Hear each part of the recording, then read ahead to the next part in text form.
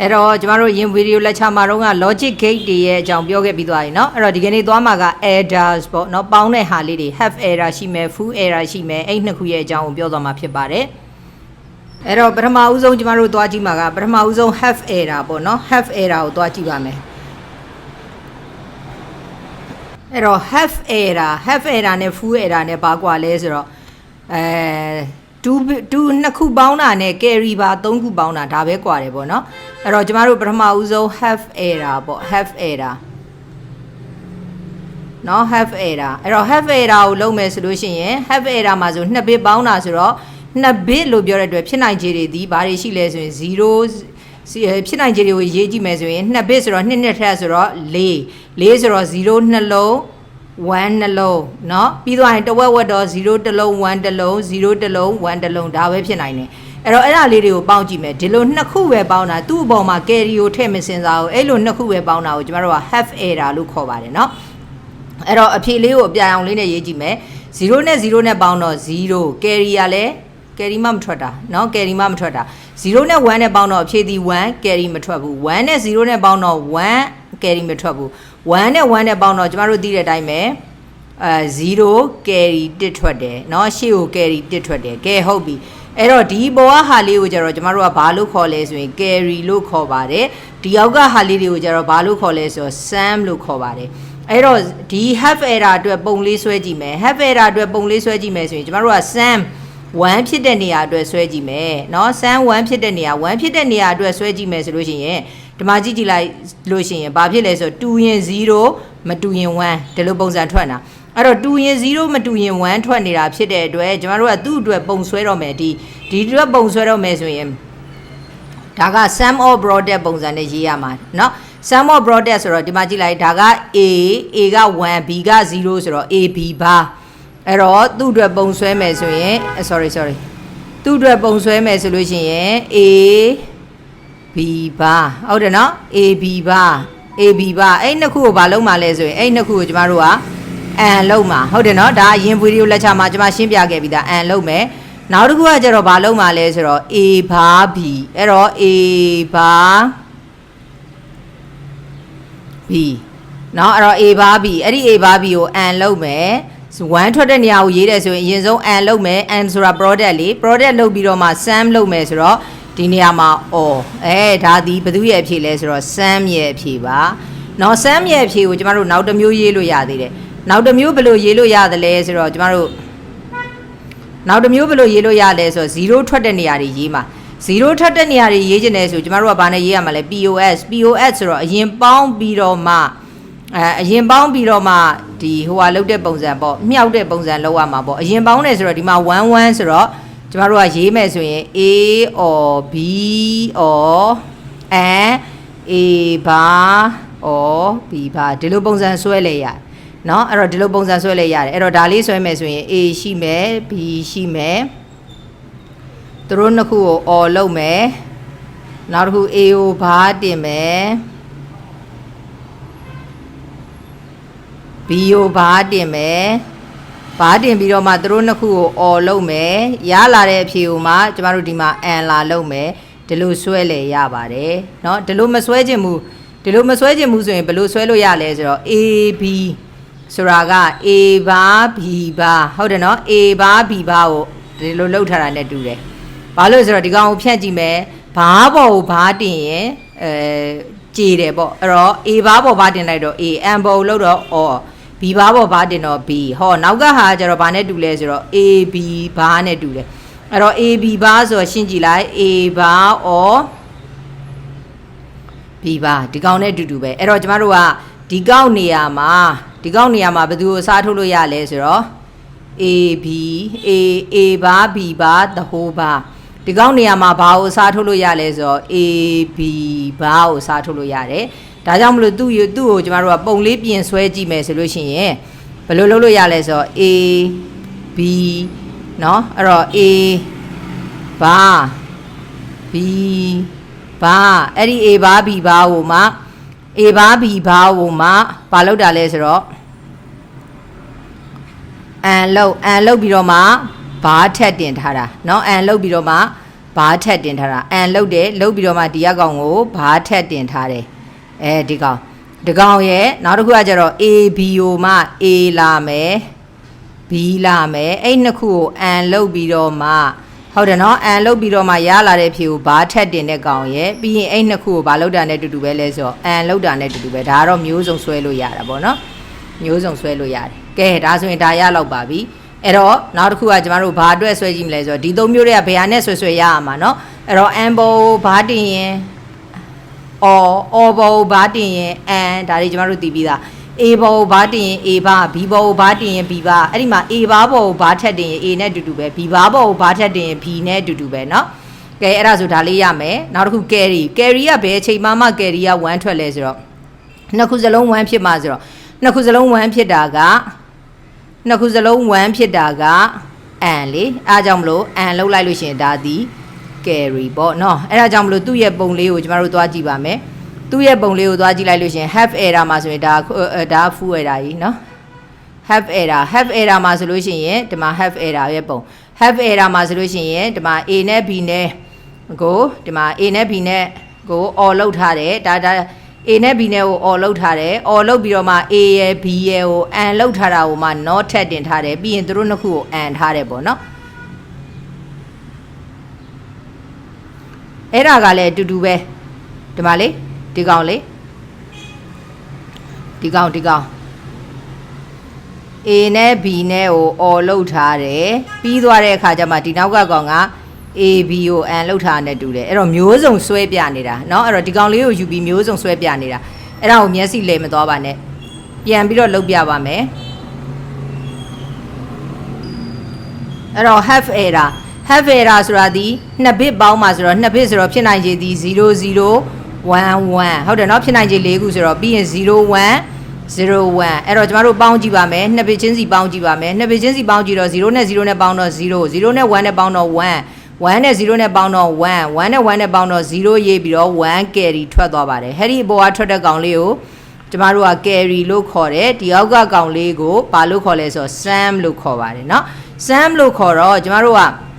အဲ့ဒီ sum အတွက်ပုံဆွဲတော့မယ်ဆိုရင်ဒီလို1ဖြစ်တဲ့နေရာအတွက်ဆွဲမယ်ဆိုရင်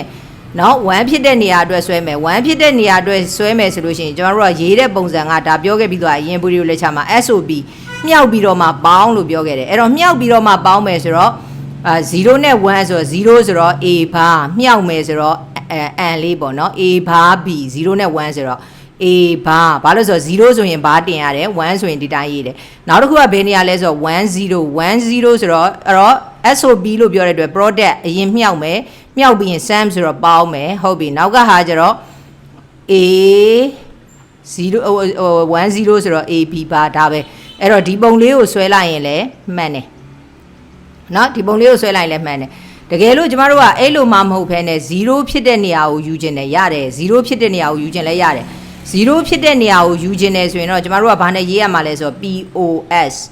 POS ဆိုရင် sum of product အရင် sum ကမယ်ပြီးတော့မှ product လုပ်မယ်ဟုတ်ပြီအဲ့တော့ဒီမှာက00ရဲ့11ရဲ့အဲ့တော့00ရဲ့11ရဲ့ဆိုတော့ A or B product မြောက်မယ်နောက်တစ်ခုကကြပါလဲဆိုတော့ A ဘာ or B ဘာအဲ့တော့ဒီလိုပုံစံဆွဲလဲမှန်ပါတယ်တဲ့เนาะဒီလိုပုံစံဆွဲလဲမှန်တယ်နောက်တစ်ခုဒီလိုပုံစံဆွဲလဲမှန်တာကိုမှဘာပြန်ပြင်လို့ရလဲဆိုတော့ A B the whole bar ဆိုတာဒီ A ဘာ or B ဘာဟုတ်တယ်မလား A ဘောကိုဘာတင်လိုက်တော့ A ဘာ B ဘောကိုဘာတင်လိုက်တော့ B ဘာ N ဘောကိုဘာတင်လိုက်တော့ or ဆိုတော့ဒီကောင်နဲ့အတူတူပဲဖြစ်တဲ့အတွက် A or B and A B the whole bar ဒီလိုဆွဲလဲအတူတူပါပဲတဲ့အဲ့တော့ကျမတို့ကဆွဲနည်း3မျိုးရှိတယ်ဒီပုံလေးရယ်ဒီပုံလေးရယ်ဒီပုံလေးရယ်ကျမတို့3မျိုးဆွဲလို့ရတာပေါ့နော်အဲ့တော့3မျိုးဆွဲလို့ရတဲ့ထဲကစာအုပ်ထဲကတော့ဒီဟာလေးနဲ့ဆွဲပြထားတာเนาะဒါလေးကိုသဘောပေါက်လိမ့်မယ်နဲ့တူပါတယ်ဒါဒီဘာ error လဲဆိုရင် have error ပြီးသွားလို့ရှိရင်ကျမတို့ဒီဘာကိုသွားမလဲဆိုတော့ full error ကိုသွားပါမယ်ဒါလေးတွေပုံဆွဲမပြလဲဆွဲတတ်လိမ့်မယ်လို့တော့ကျမထင်ပါတယ်เนาะဆွဲပြဖို့လိုတယ်ဆိုရင်လည်းဆွဲတာပေါ့ဒီဘက်ကကောင်လေးအတွက်ဆွဲမယ်ဆိုရင် A ရှိမယ် A ဘာဆိုတဲ့အတွက် not တင်လိုက်ပြီးွားလို့ရှိရင် B ရှိမယ်เนาะအဲ့တော့အဲ့နှစ်ခုကို an လောက်မှာလို့ပြောတဲ့အတွက် an လောက်ပြီးတော့ A ဘာ B A B ဘာလို့ပြောတဲ့အတွက် A လာခဲ့မယ်ပြီးရင် B ကို not တင်မယ် ပြီးတော့မှသူတို့နှစ်ခုကအန်ထားတာဆိုတော့အန်လိုက်ပြီးရင်အန်လို့ရတဲ့နှစ်ခုကိုမှကျမတို့ကပြန်អော်ဆိုတော့អော်လိုက်ဒါပါပဲတကယ်လို့ဒီပုံအတွက်ဆွဲမယ်ဒီပုံအတွက်ဆွဲမယ်ဆိုရင်တော့ A နဲ့ B နဲ့ကိုဘာလုပ်မှာတော့អော်လို့ပြီးရင်ဟဲ့ဒီ A ကို U not လို့ A ဘာလေပြီးသွားရင်ဟဲ့ဒီ B ကို U not လို့ B ဘာ A ဘာနဲ့ B ဘာနဲ့ကိုဘာလုပ်မှာလဲអော်လို့မှာရလာတဲ့အဖြေနှစ်ခုကိုဘာပြန်လို့အန်ပြန်လို့ဒီလိုပုံစံဆွဲလေရပါတယ်ဟုတ်လားအဲ့တော့ဒီအောက်ကကောင်အတွက်ဆွဲမယ်ဆိုရင်တော့ AB ရှိမယ် AB ကိုဒီမှာဘာလုပ်မှာလဲဆိုတော့ AB ကိုអော်လုပ်မယ်ဆိုတော့អော်လိုက်អော်ပြီးတော့မှ AB ဘာဆိုတာ AB ကိုအန်ပြီးတော့မှ not လုပ်ထားတာအဲ့တော့ A လာမယ် B လာမယ်သူတို့နှစ်ခုကိုအန်လုပ်မယ်အန်လုပ်လို့ရတဲ့အဖြေကိုမှဒီမှာ not လုပ်မယ်အဲ့ဒီ not လုပ်လို့ရတဲ့အဖြေနဲ့ဒီဘွားရလာတဲ့အဖြေနဲ့ကိုဂျားတွေကဒီမှာအန်လုပ်မယ်လို့ပြောတဲ့အတွက်အန်လုပ်မယ်စသဖြင့်ပုံ3ပုံဆွဲပြထားတယ်အဲ့ထက်ကစာအုပ်ထဲကပါတဲ့ပုံကဒီပုံမှာအဲ့ဒါလေးကိုကြည့်ပြီးမျက်စိလဲမသွားနဲ့เนาะကဲအဲ့ဒါဆိုရင်ဒါရလိမ့်မယ်ထင်တယ်ဒါက half error ပါနောက်ထပ်တစ်ခုက full error ဆိုတာ carry ပါတာ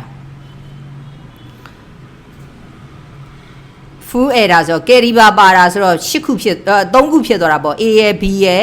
C ရယ်ဆိုတော့3ခုဆိုတော့ဖြစ်နိုင်ခြေ8ခုဆိုတော့ကျမတို့ရေးမယ်ဆိုရင်0 0 0 0လေးလုံး1လေးလုံးဒါတွေပြောခဲ့ပြီးသွားပြီเนาะရေးနည်းလေးတွေပြီးရင်ကျမတို့ဘာလာမလဲဆိုတော့0နှစ်လုံး sorry 0နှစ်လုံး1နှစ်လုံး0နှစ်လုံး1နှစ်လုံးပြီးရင်01 01 01 01ဟုတ်ပြီအဲ့လိုပေါင်းမှာဆိုတော့ဒါလေးတွေကိုလိုက်ပေါင်းရုံပဲဒါလေးတွေကိုလိုက်ပေါင်းတော့ကျမတို့ကလေသိတယ်မလားနောက်ကတင်လိုက်တဲ့ carry ပါထည့်ပေါင်းတဲ့သဘောပေါ့ဒါကတော့ A ဒါကတော့ B ဒါကတော့ carry carry အဲ့တော့ဘယ်လိုပေါင်းလို့ရလဲဆိုတော့ A နဲ့ B နဲ့ပေါင်းလို့ရတဲ့အဖြေကိုမှ C နဲ့ပြန်ပေါင်းဆိုတော့ဟော A နဲ့ B ကိုအရင်ပေါင်းမယ်ဆိုတော့2 bit ဆိုတော့ဘာ error နဲ့အတူတူပဲလဲဆိုရင် half error ပါတဲ့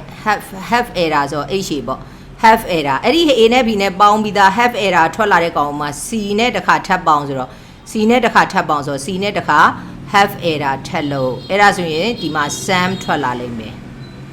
ဒါပါပဲเนาะ carry ဘယ်ချိန်မှာထွက်လဲ carry ဘယ်ချိန်မှာထွက်လဲဆိုတော့ဒီမှာ0 3လုံးပေါင်းရင်0ဆိုတော့ carry မထွက်ဘူးเนาะနောက်တစ်ခုကကျတော့0 0 1ဆိုတော့1 carry မထွက်ဘူး0 1 0ဆိုတော့ carry မထွက်ဘူး011 carry ထွက်တယ်0ရေဟော1ပေါ်တင်ဆိုတော့ဒီမှာ carry ထွက်သွားပြီအဲ့တော့ A ရယ် B ရယ်နှစ်ခုတည်းက1ဖြစ်တယ်ဆိုလဲ carry ထွက်ပါတယ်ဒီမှာဆိုရင်1ပေါ့เนาะဒီမှာဆိုရင်လဲ carry ထွက်တယ်0ရေ1ဆိုတော့ carry ထွက်တယ်ဘယ်ချိန်မှာလဲဆိုတော့သူကနှစ်ခု1ဖြစ်ရင်ကို carry ထွက်တာเนาะ A နဲ့ B နဲ့တည်းကနှစ်ခုထွက်ရင်ထွက် A B C တည်းကနှစ်ခုဖြစ်ရင်ထွက်တာပေါ့เนาะဒီမှာဆိုလို့ရှိရင်လဲနှစ်ခုဖြစ်တယ်ဆိုတော့0ရေ1ပေါ်တင် carry ထွက်တာပဲ1ရဲ့ပေါင်းတော့1ရေ1ပေါ်တင်ဆိုတော့ carry ထွက်တာပဲအဲ့တော့ carry ကဘယ်ချိန်မှာထွက်လဲเนาะဒီအပေါ်အကောင်1ဖြစ်ပြီးဒီနှစ်ခုတည်းကတစ်ခု1ဖြစ်ရင်လဲ carry ထွက်တယ်เนาะဒီနှစ်ခုစလုံး1ဖြစ်ရင်လဲ carry ထွက်တယ်ဆိုတော့ A ရော B ရောနှစ်ခုစလုံး1ဖြစ်ရင်လဲ carry ထွက်ပါတယ်သို့မဟုတ် A နဲ့ B နဲ့တည်းက1ထွက်ပြီးတော့เนาะ C ကလည်း1ဖြစ်မယ်ဆို carry ထွက်တယ်ဒီလိုချင်းမျိုးရေးလို့ရတယ်ပေါ့เนาะဒီလိုချင်းမျိုးရေးလို့ရတယ်ဆိုတော့ဒီမှာကြည့်လိုက်ပါကျမတို့ full error ကိုသွားပါမယ် full error ဒါခုနကကျမမြင်အောင်လို့အလျားလိုက်ရေးပြတာ तू က down လိုက်ရေးထားတယ်ပေါ့เนาะအဲ့တော့ full error ဆိုတော့ half error နှလုံးပေါင်းထားတာတဲ့ half error နှလုံးเนาะအဲ့တော့ပေါင်းထားပြီး sum ထွက်မယ်အဲ့တော့ carry ဆိုတာဟိုနှစ်ခုကနေထွက်ချင်ထွက်သို့မဟုတ်ဒီတစ်ခုကနေထွက်ချင်ထွက်ပေါ့ तू ပြောချင်တာကလေဒီ carry ကဘယ်ချိန်မှာထွက်မလဲဆိုတော့တဲ့ဒီအပေါ်ကနှစ်ခုကိုပေါင်းလိုက်လို့1ထွက်ချင်ရင်လဲထွက်သို့မဟုတ်အပေါ်အကောင်နဲ့ထပ်ပေါင်းလို့1ထွက်ချင်လဲထွက် तू ကအဲ့ဒီရှုထောင့်ကနေဆွဲထားတာเนาะအဲ့တော့ဥပမာအနေနဲ့ပြန်ပြောရမယ်ဆိုရင်တော့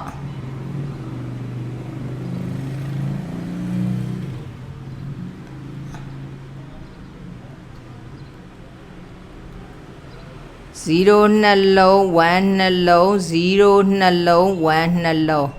01010101ပေါင်းမယ် carry မထွက်ပါဒီကောင်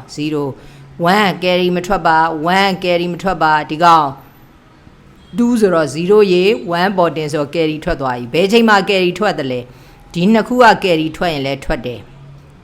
သို့မဟုတ်ဒီကောင်ကယ်ရီထွက်လာမထွက်ဘူးဒီကောင်ကယ်ရီထွက်လာထွက်တယ်ဘယ်လိုထွက်တာတော့ဒီကပေါင်းလို့ရတဲ့အဖြေနဲ့ဒီမှာပေါင်းမဲ့အဖြေနဲ့နှစ်ခုတည်းကကယ်ရီထွက်ရင်လည်းထွက်တယ်အဲကြောင့်ခုနကတော့ကျမတို့ဆွဲခဲ့တာက A နဲ့ B ပေါ့သူကတော့ XY ပြောထားတယ် A နဲ့ B နဲ့ကို have error လုပ်မယ် have error လုပ်ပြီးတော့မှအဲ့ဒီကနေပြီးတော့မှထွက်လာတဲ့အဖြေနဲ့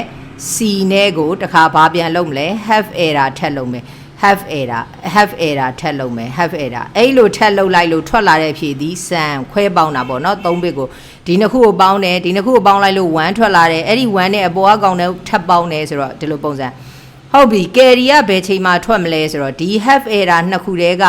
carry ထွက်တယ်ဆိုရင်လည်းထွက်တယ်သို့မဟုတ်ဒီထဲက